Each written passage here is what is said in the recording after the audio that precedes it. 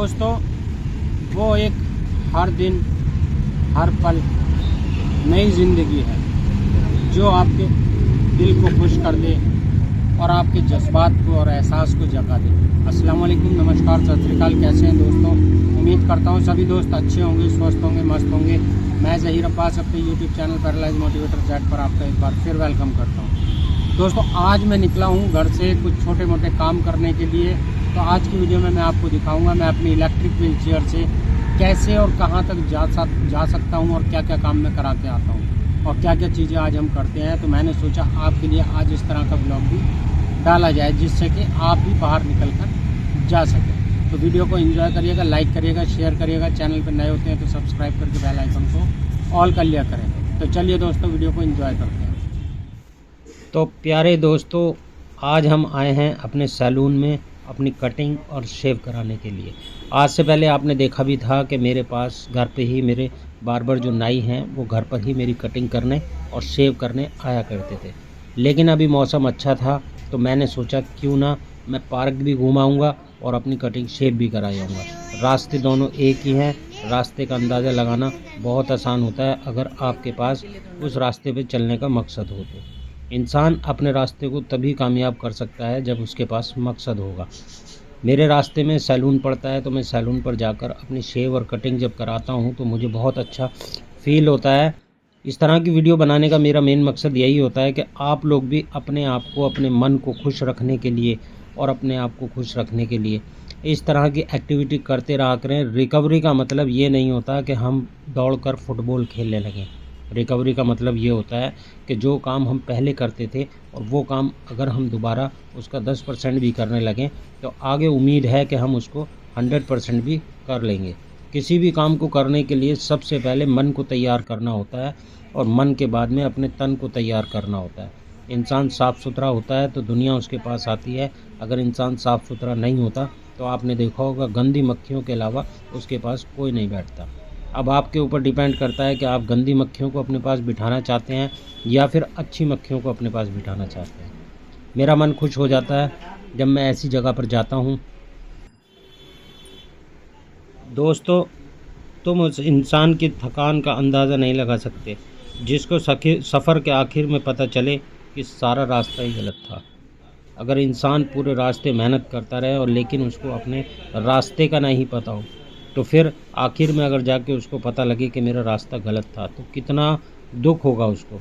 इसीलिए आप अपने रास्ते को बेहतर बनाने के लिए और अपनी मंजिल को आसान करने के लिए जैसे भी हैं, जिस कंडीशन में भी हैं, कोशिश करें कि हमें ऊपर वाला 1% भी दे दे। अब यहाँ पर आने के बाद में थोड़ा सा ये मेरे को डिफ़िकल्टीज़ होती है लेकिन हमारी हेल्प करने के लिए लोग तैयार रहते हैं। अब मैं अपनी इलेक्ट्रिक व्हील चेयर से जिस तरह से जाता हूँ तो आसानी से मैं गलियों में, अगर रोड सही बनी हुई है सड़क, तो मैं इन गलियों से अपने रास्ते पे निकल जाता हूँ। मुझे पता भी नहीं लगता। मैं रास्ते के जो नज़ारे होते हैं उनके मज़े लेता हुआ निकलता हूँ आराम से। देखिए, ये हमारे यहाँ की मेन रोड है और इस मेन रोड पर भी मैं काफ़ी लंबे समय के बाद जब से एक्सीडेंट हुआ तब आया। अब हम लोग पहुँच जाते हैं अपने पार्क के पास, जो कि हमारे घर के पास पार्क बना हुआ है। ये एरिया आपने देखा होगा। ज़्यादातर मैं टैक्सी में जब बैठ के जाता हूँ तो यहीं से जाता हूँ। इस स्टैंड के सामने ही हमारे ये असीता पार्क बना हुआ है। असीता पार्क का ये गेट नंबर 1 है और इसी गेट नंबर 1 के सामने बाहर इस तरह का ये गार्डन और लॉबी टाइप की बना रखी है। बहुत अच्छा फैमिली के लिए है और यहाँ पर बहुत अच्छे गार्डन टाइप का बना रखा है। फील बहुत अच्छी आती है, मौसम बहुत अच्छा लगता है, हवाएं बहुत अच्छी चलती हैं। मुझे बड़ी खुशी होती है ये सब चीज़ें देखकर। तो मैं कभी कभी इन चीज़ों का आनंद लेने के लिए और मज़ा लेने के लिए अपनी व्हील चेयर को लेकर निकल जाता हूँ। जैसे कि मैं सेकंड फ्लोर पर रहता हूँ, मुश्किल तो मुझे बहुत होती है आने में जाने में, लेकिन फिर भी मैं कोशिश करता हूँ किसी तरह 1 महीने या 2 महीने में बाहर निकल जाऊँ। कभी कभी मुकम्मल होने की ख्वाहिश में हम पहले से ज़्यादा अधूरे हो जाते हैं। इंसान ये सोचता है कि जब मैं प्रॉपर बिल्कुल ठीक हो जाऊंगा उसके बाद मैं ये भी करूंगा, मैं वो भी करूंगा, मैं यहाँ जाऊंगा, मैं वहाँ जाऊंगा, मैं काम करूंगा, लेकिन उसकी ख्वाहिशें बहुत बड़ी होती हैं। स्पाइनल कोड इंजरी के अंदर जो रास्ता है वो बहुत लंबा है, लेकिन पक्का है कि रिकवरी आएगी ज़रूर। पर उस रास्ते पे चलना बहुत कठिन है और मुश्किल है। अगर हम उस पर 10, 15, 20% भी चल जाते हैं तो कम से कम, अगर हम सारी चीज़ें हासिल नहीं कर सकते तो अपने लिए खुशी और अपने घर वालों के लिए खुशी हासिल कर सकते हैं, एक ज़िंदगी नई जी सकते हैं। अब मैं यहाँ पे आया तो मुझे बहुत अच्छा महसूस हुआ, बहुत अच्छा फ़ील हुआ और मेरा जाने का मन नहीं था। यहाँ पे ये कैंटीन बना रखी है, कैंटीन पे आप आके कुछ भी खा सकते हैं। तो हमने यहाँ पर भी कुछ चीज़ें खाई क्योंकि बच्चे साथ में थे, तो बच्चों के साथ में हमें खानी भी थी। हमने यहाँ चाउमीन ली, कोल्ड ड्रिंक ली और ये बच्चों ने चिल्ली पोटैटो वगैरह ये सब चीज़ें स्नैक्स वगैरह ली यहाँ पे। तो अब ऐसा फ़ील हो रहा था कि हम एक खुले आसमान के नीचे और बहुत ज़बरदस्त, मेरे पास वर्ड नहीं है कहने के लिए, मतलब बहुत अच्छा फ़ील हो रहा था। ठंडी ठंडी हवा चल रही थी, जबकि गर्मी 45 टेम्परेचर पर है दिल्ली में। लेकिन यहाँ पर आने के बाद में गर्मी हमें बिल्कुल भी महसूस नहीं हुई, ठंडा महसूस हुआ। दिल ऐसा कर रहा था कि यहाँ से वापस ही मत जा, बस तू यहीं ठहर जा। दोस्तों होता क्या है कि हम लोग जब घर से कभी कभी निकलते हैं ना और घर में ही रहते हैं, तो फिर उसके बाद में मन करता है कि हाँ यार, अगर हम डेली ऐसी चीज़ें, ऐसी एक्टिविटी करने लगें तो लाइफ नॉर्मल हो जाएगी। लेकिन सब कुछ करना इतना आसान नहीं होता। मैंने बताया, अगर आप इस पे 10% भी चलते हैं तो बहुत खुशी मिलती है। अभी जैसे मैं गया तो उसके बाद में अब मेरा नंबर पता नहीं 1 महीने बाद आए, 2 महीने बाद आए बाहर निकलने का। उसके बाद इंसान जो पाने की कोशिश करता है, मुझे नहीं लगता कि वो ऐसा नहीं कर सकता।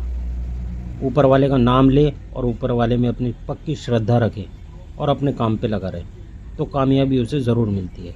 अब मैं जब इलेक्ट्रिक व्हील चेयर पर अपनी पे बैठ जाता हूँ ना, उसके बाद में मेरा मन इतना खुश हो जाता है ना कि बस मुझे लगता है कि अब तो दुनिया के उस पार निकल जा, पीछे छोड़ दे दुनिया को।